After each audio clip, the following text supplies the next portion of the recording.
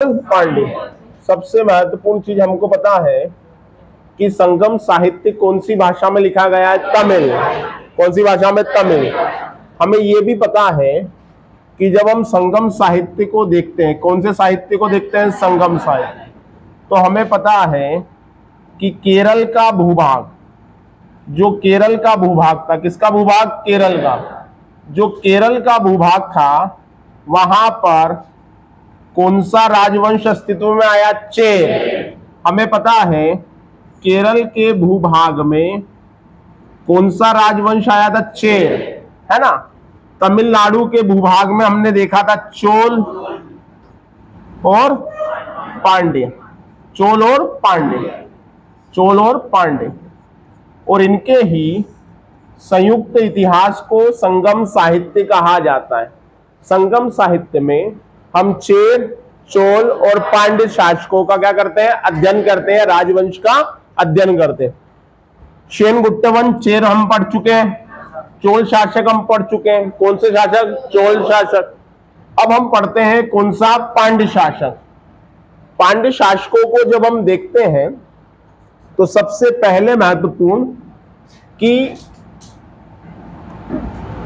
एक ग्रंथ का नाम दिख रहा होगा जिसको मैं पहले बता चुका हूं, अष्टाध्याय। अष्टाध्याय किसका ग्रंथ है? पाणिनि का।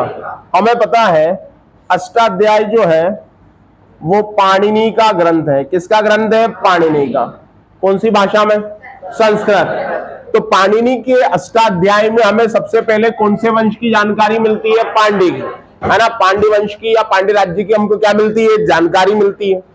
पांड्यों की प्रारंभिक राजधानी हमको क्या देखने को मिलती है? कोरकई। कोरकई जो है वो प्रारंभिक राजधानी है कौन से राज्य की? पांड्य राज्य की या पांड्य राजवंश की। और बाद में इनकी राजधानी क्या बन जाती है? मदुरै। मदुरै का नाम आपने सुना होगा। यहाँ पे माता पार्वती को समर्पित प्रसिद्ध मंदिर है।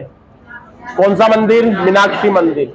जब भी हम दक्षिण में मीनाक्षी मंदिर की बात करते हैं तो मीनाक्षी मंदिर हमको कहां देखने को मिलता है? मदुरै, है ना। और इनका जो राजकीय चिन्ह था वो क्या था? मछली। राजकीय चिन्ह हमने जब गुप्त साम्राज्य पढ़ा था, गुप्त डायनेस्टी पढ़ा था, तो गुप्तों के समय भी हमने राजकीय चिन्ह देखा था।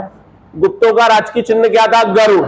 हमने जब गुप्त वंश पढ़ा था, गुप्त डायनेस्टी पढ़ा था, तो हमने देखा था कि गुप्तों का जो प्रतीक चिन्ह था वो क्या था? गरुड़। इनका प्रतीक चिन्ह क्या है? मछली। इनका प्रतीक चिन्ह क्या है? मछली। चलिए अब आगे बढ़ते हैं। हमने कहा कि अष्टाध्याय में इस वंश की क्या मिलती है? जानकारी मिलती है। अष्टाध्याय किसका ग्रंथ है? पाणिनि का। किसका है? पाणिनि का। अष्टाध्याय जो है पाणिनि का ग्रंथ है। पांड्य वंश का सबसे प्रमुख शासक, पहला शासक कौन हुआ? नेडियोन। और नेडियोन को पांड्य साम्राज्य का क्या कहा जाता है? संस्थापक कहा जाता है। और ये जो है इसका मतलब होता है लंबा आदमी। क्या मतलब होता है? लंबा आदमी। तो इस वंश की स्थापना करने का श्रेय किसको है? नेडियोन को। अच्छा, चोल वंश की स्थापना किसने की थी? विजयालय चोल। हमें पता है कि चोल वंश की स्थापना किसने की थी? विजयालय चोल। तो यार नेडियोन जो है ये पांड्य वंश का संस्थापक माना जाता है, प्रथम शासक माना जाता है। और इसने कौन सी पूजा प्रारंभ करवाई? समुद्र पूजा। अगर दक्षिण भारत में अगर हम कहें कि कौन सा ऐसा शासक है जो समुद्र पूजा के कारण चर्चाओं में रहा, तो कौन सा है? नेडियोन। और आपको पता होगा कि उड़ीसा जो है, उड़ीसा का नाम सुना है? उड़ीसा की राजधानी क्या है? और अभी वर्तमान चीफ मिनिस्टर कौन है? नवीन पटनायक। उड़ीसा में एक पर्व होता है बोईता वंदना। कौन सा पर्व? बोईता वंदना। बोईता वंदना पर्व जो है कहां होता है? उड़ीसा में, है ना। और इसमें किसकी पूजा की जाती है? नाव की। किसकी पूजा की जाती है? नाव की। कहां की जाती है? उड़ीसा में। तो ध्यान रखना, हमने देखा कि समुद्र पूजा प्रारंभ करवाने का श्रेय किसको दिया जाता है? नेडियोन को दिया जाता है। ये कौन से वंश का प्रथम शासक माना जाता है? पांड्य वंश का। कौन से वंश का? पांड्य वंश। अब देखो, एक तो संस्थापक होता है या प्रथम शासक होता है जो वंश की क्या करता है? स्थापना। और एक होता है जो सबसे प्रतापी माना जाता है। क्या माना जाता है? सबसे प्रतापी। जैसे मेवाड़ में सबसे प्रतापी शासक हम किसको मानते हैं? महाराणा प्रताप को। मानते या नहीं मानते? परमार वंश में सबसे प्रतापी शासक किसको मानते हैं? राजा भोज को। प्रतापी का मतलब है जिसने अपने साम्राज्य का विस्तार किया, या जो अपने साम्राज्य में या अपने वंश में सबसे ज्यादा क्या रहा हो? शक्तिशाली। ऐसे शासक को हम क्या कहते हैं? प्रतापी शासक। तो इसका सबसे प्रसिद्ध शासक कौन हुआ? नेडुजेलियन। अगर कहा जाए कि पांड्य वंश का सबसे प्रतापी शासक कौन माना जाता है? नेडुजेलियन माना जाता है। किस आधार पर माना जाता है? इसने क्या किया? साम्राज्य विस्तार। अच्छा, साम्राज्य विस्तार क्या इसकी सीमा किसी साम्राज्य से लग रही है? लग रही है। अच्छा, किससे लग रही होगी?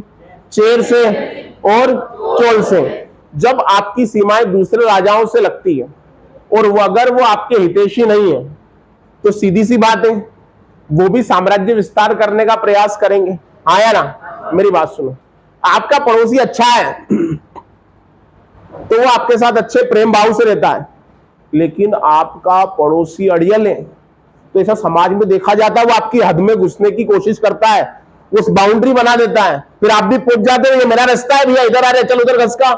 फिर लड़ाई झगड़े प्रारंभ होते हो, आप उसका सर फोड़ते हो, वो आपका पेड़ तोड़ता है। तो ऐसा क्यों हो रहा है? क्योंकि वो अपनी हद क्या करना चाह रहा है? बढ़ाना चाह रहा है, और आप उसको क्या करना चाह रहे हो? रोकना चाह रहे हो। तो उसी प्रकार से नेडुजेलियन ने पांड्य वंश में साम्राज्य विस्तार किया। क्या किया? साम्राज्य विस्तार। इसीलिए इसे इस वंश का सबसे प्रसिद्ध शासक या प्रतापी शासक माना जाता है। कौन से वंश का? पांड्य वंश का। अब देखिए क्यों माना जाता है। देखो कारण भी आ गया। नेडुजेलियन के समय तेलैया लंगानम का युद्ध हुआ। कौन सा युद्ध? तेलैया लंगानम। इससे अच्छा शब्द युद्ध में आपको नहीं मिलेगा, क्योंकि ये दक्षिण भारत के युद्धों में जब हम तमिलनाडु का क्षेत्र देखते हैं तो युद्ध जहां पे होता है उसे ही उस युद्ध का क्या दे दिया जाता है? नाम दे दिया जाता है। जैसे पानीपत का युद्ध आपने पढ़ा, तो पानीपत का मैदान है या नहीं है? तो जहां पे युद्ध हुआ उस युद्ध को उसी जगह के नाम पर क्या जाना गया? पानीपत का युद्ध है, तराइन का युद्ध है। तो हमने देखा कि नेडुजेलियन के समय तेलैया लंगानम का युद्ध हुआ। इससे अच्छा युद्ध आपने नहीं पढ़ा होगा आज तक, है ना? तेलैया लंगानम का युद्ध हुआ, और इस युद्ध में देखो कौन से शासक भाग ले रहे हैं? चोल शासकों ने भाग लिया। और कौन से शासकों ने भाग लिया? चेर शासकों। और इन्होंने भाग लिया, लेकिन भाग लेते समय क्या बनाया? गुट के काम करो यार, अपन दोनों मिल जाते और उस पर आक्रमण करते, और इसके साम्राज्य से जो कुछ भी मिलेगा हम उसको आपस में क्या कर लेंगे? बांट लेंगे। ये किसने सोचा? चेर और चोल ने, कि मिलकर आक्रमण करते हैं। मेरी बात सुनो, जब आपके दो शत्रु मिल जाते हैं तो कहीं ना कहीं आपके मन में भय होता है या नहीं होता? एक तो करेला और ऊपर से नीम चढ़ा, आया ना?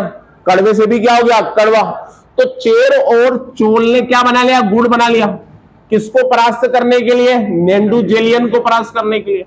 और जब इनके गुट का युद्ध हुआ, कहां पे हुआ? तेलैया लंगानम का युद्ध। तो इस युद्ध में नेडुजेलियन की विजय हुई। किसकी विजय हुई? नेडुजेलियन की। अब समझ में आया जो मैंने थोड़ी देर पहले कहा था कि पांड्य वंश का प्रतापी शासक कौन? नेडुजेलियन। क्यों हुआ? क्योंकि इसने चोल और चेर के गुट को क्या किया? परास्त किया। मतलब ये जब ये सामने गुट बना के आ गए तो भी इसका पराक्रम क्या नहीं हुआ? विचलित नहीं हुआ। ये तो सामने वाला होता है कि लो यार मेरे तो दो दुश्मन मिल गए, अब मेरा क्या होगा? मैं भी जुगाड़ करूं, इनके दुश्मनों को ढूंढूं। पर ये विचलित नहीं हुआ और इसने अकेले ही गुट का सामना किया, और सामना करने के बाद इन पे क्या की? विजय हासिल की। कौन से युद्ध में? तेलैया लंगानम का युद्ध। अभी आपसे क्या पूछा जाएगा पता है? इसकी तिथि नहीं पूछी जाएगी, आपसे पूछा जाएगा कि तेलैया लंगानम के युद्ध से कौन संबंधित रहा है। तो ध्यान रखना, तेलैया लंगानम का युद्ध मतलब संगम साहित्य। कैसे याद रखोगे? संगम साहित्य। और हमें पता है संगम साहित्य में हम किसका अध्ययन कर रहे हैं? चेर चोल पांड्य। तो इस युद्ध से कौन संबंधित है? चेर चोल पांड्य। कौन सा युद्ध? तेलैया लंगानम। कौन सा युद्ध? तेलैया लंगानम। कौन संबंधित है? चेर चोल पांड्य। आगे बढ़ते हैं। इसने ही मतलब नेडुजेलियन ने, इसने ही कोवलन को मृत्युदंड दिया था। अब ये कोवलन नाम उसी को याद होगा जिसने पढ़ा होगा शिलप्पाधिकारम के बारे में। हम आमतौर पर होते, हम साउथ का इतिहास नहीं पढ़ते, हम संगम साहित्य नहीं पढ़ते। क्या है सर, ये क्या नाम लिया आपने? मैंने नाम लिया शिलप्पादिकारम। कौन सा कारम? शिलप्पादिकारम। शिलप्पादिकारम क्या है ये? महाकाव्य। कौन सा महाकाव्य? संगम साहित्य। जैसे हमारा रामायण महाकाव्य है, महाभारत महाकाव्य है। देखो, एक महाकाव्य होता है और एक खंड काव्य होता है। जिस काव्य में किसी व्यक्ति के जन्म से लेके मृत्यु तक का वर्णन हो, वो क्या है? महाकाव्य। और अगर किसी घटना का वर्णन हो तो खंड काव्य। अच्छा, जब हम सुंदरकांड करवाते हैं तो सुंदरकांड महाकाव्य है क्या? नहीं, खंड काव्य। लेकिन जब हम रामायण पाठ बिठवाते हैं, महाकाव्य। क्या है? महाकाव्य।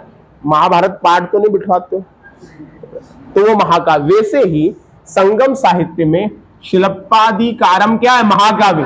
चलो, इसके रचयिता का नाम बताओ। बहुत अच्छा नाम है। और इंग्लो इलंगो आदिगल।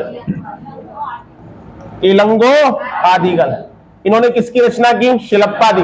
और शिलप्पादिकारम महाकाव्य में जो नायक है उसका नाम क्या है? कोवलन। और मैंने कहा था कोवलन की पत्नी कणंगी और प्रेमिका माधवी, है ना। और इसके पूरा जो जीवन का उल्लेख है वो किसमें दिया है? शिलप्पादिकार। और मैंने कहा था कि माधवी और कोवलन की एक पुत्री हुई थी, मणिमेखले। तो मणिमेखले पे कौन सा ग्रंथ लिखा? मणिमेखले। तो कोवलन को मृत्युदंड देने वाला कौन था? नेंडुजेलियन। कौन था? नेंडुजेलियन। फिर हम बात करें, फिर हम देखें नक्कीरर। नक्कीरर और मामुंडी मरुदन।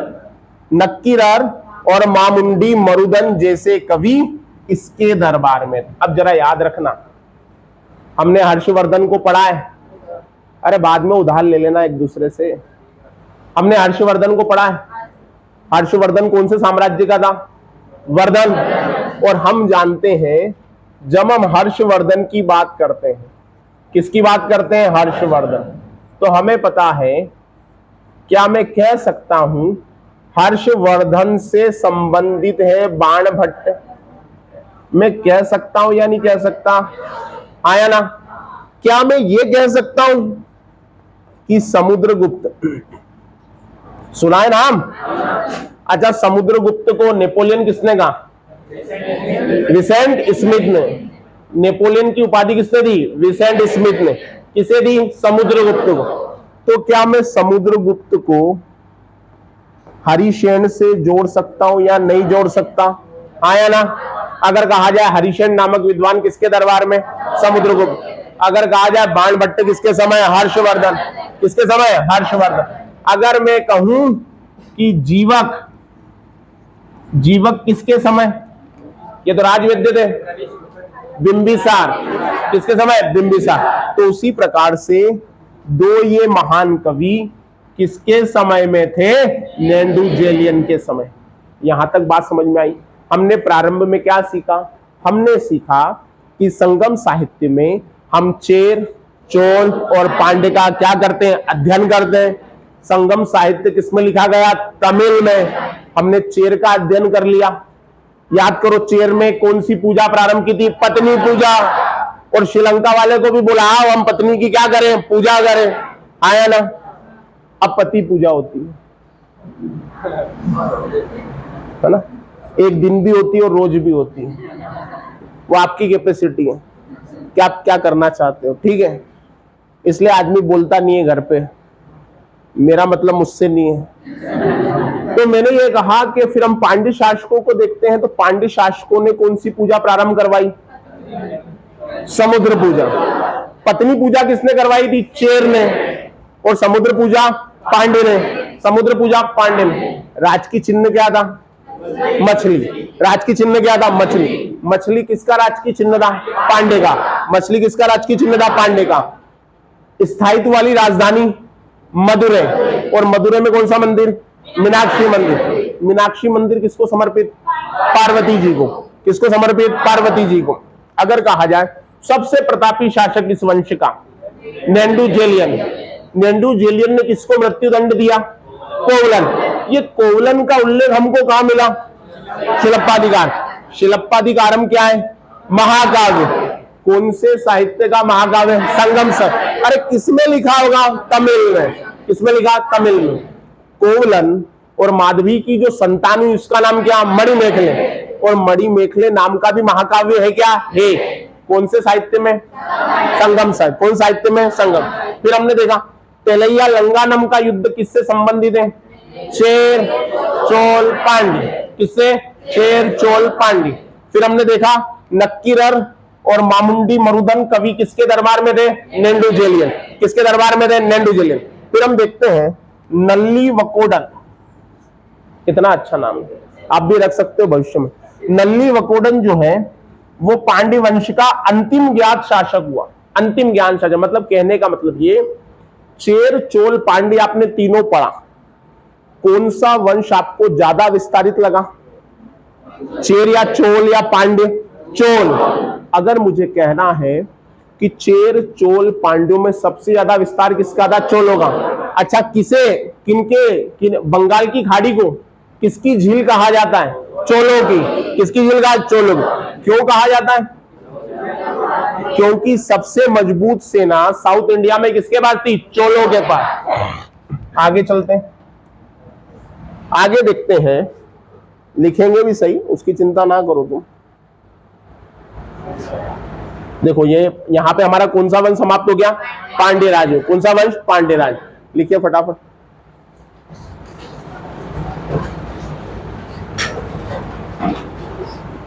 लिखिएगा पांड्य वंश की जानकारी, पांड्य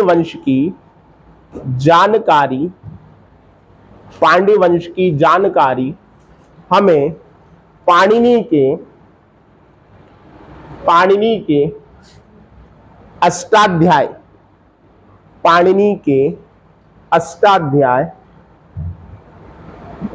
के अष्टाध्याय, में भी देखने को मिलती है। आप एक और चीज में बोल रहा हूं, आप सभी लोग ग्रुप में जुड़ जाइएगा। ग्रुप में कैसे जुड़ना है आपको मैडम बता देंगे, ठीक है? क्यों? क्योंकि अब क्या होगा, क्लास में केवल आपको समझाया जाएगा, जो समझाया जाएगा बाद में उसकी पीडीएफ कहां जाएगी? आपके ग्रुप में आ जाएगी। कुछ बीच में अगर ऐसी महत्वपूर्ण चीजें होगी तो वो हम क्लास में लिखेंगे। आज तो केवल हम लिख रहे हैं क्योंकि आप में से कई लोग ग्रुप में ऐड नहीं है, तो आप ग्रुप में ऐड हो जाइएगा ताकि लिखने का बोझ आपका क्या हो जाएगा? कम हो जाएगा। क्लियर है? चलिए, क्या लिखा अपना?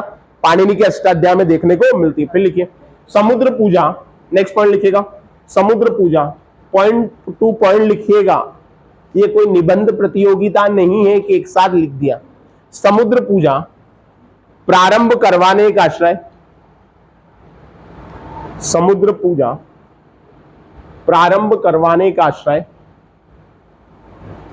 पांड्य शासक, समुद्र पूजा प्रारंभ करवाने का आश्रय पांड्य शासक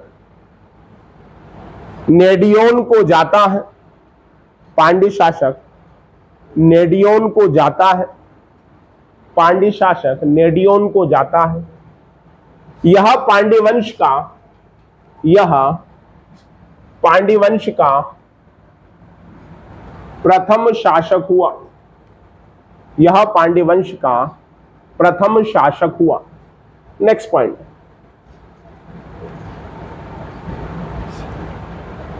नेक्स्ट पॉइंट लिखिएगा पांड्य वंश का सबसे प्रसिद्ध शासक, पांड्य वंश का सबसे प्रसिद्ध शासक नेंडुजेलियन हुआ। नेंडुजेलियन हुआ।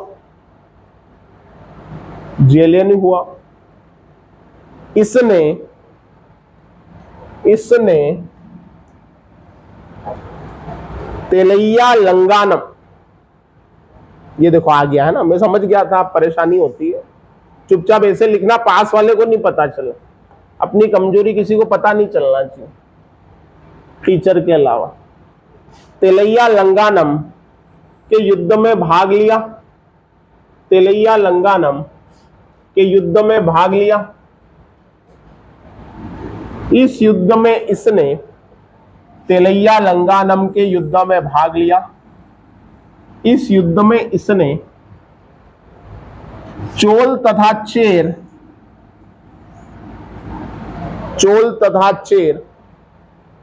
शासकों के गुट को परास्त किया। गुट को परास्त किया। किसने परास्त किया? नेंडुजेलियन ने। अगर आपको पूरा नाम नहीं करना हो तो दो टुकड़ों में नेंडू। किसने परास्त किया? नेंडू। आगे बात समझ। चलिए फिर लिखिएगा। इसने ही कोवलन को मृत्युदंड दिया था। इसने ही कोवलन को मृत्युदंड दिया था। इसने ही कोवलन को मृत्युदंड दिया था। कोवलन को क्या दिया था? मृत्युदंड दिया था। कोवलन का उल्लेख इलंगो आदिकल के ग्रंथ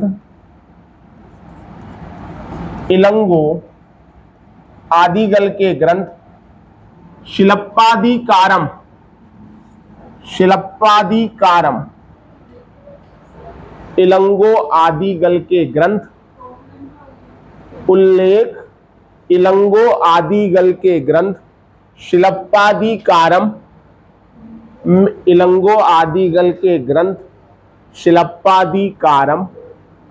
लिखूं क्या इलंगो आदिगल? हाँ नहीं तो लिख दो, कोई दिक्कत। ग्रंथ शिलप्पादिकारम में देखने को मिलता है। फिर लिखना नक्किरर तथा मामुंडी मरुदन। नक्किरर तथा मामुंडी मरुदन जैसे कवि इसके दरबार में थे। जैसे कवि इसके दरबार में थे। किसके दरबार में थे? नेंडुजेलियन के। ध्यान रखना, किसके दरबार में थे? नेंडुजेलियन। फिर लिखना पांड्य वंश का